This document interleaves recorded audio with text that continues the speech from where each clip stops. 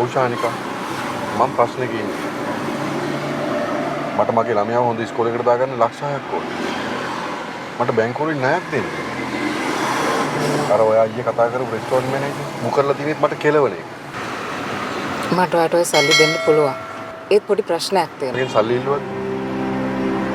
ඇයි මට සල්ලි දෙන්නේ?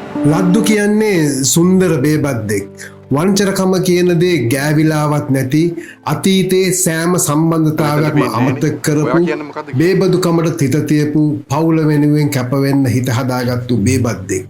එහෙම ලද්දුට නන්දි මෙහෙම කරපු එක සාධාරණයිද? මගේ නෙමෙයි නේද ඔයා ඕන තීරණයක් ගන්න. දරුවා තමසගේ නෙමෙයි.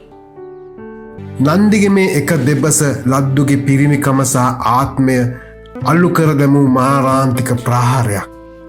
පිරිමියෙකුට මීටත් වඩා පරාජයක් හෝ කුජීතවීමක් ලෝකෙ වෙන කොහේවත් තියෙන විදිහක් නැහැ. මේ නිර්මාණය අප හමුවේ තබන්නෙම අපේ සමාජයේ වහලා තියෙන කාමර ඇතුලේ අසන නමුත් කිසිවෙකුටත් එලිපිට කතා නොකරන අතිශය භීෂණාත්මක ජීවන යථාර්ථය.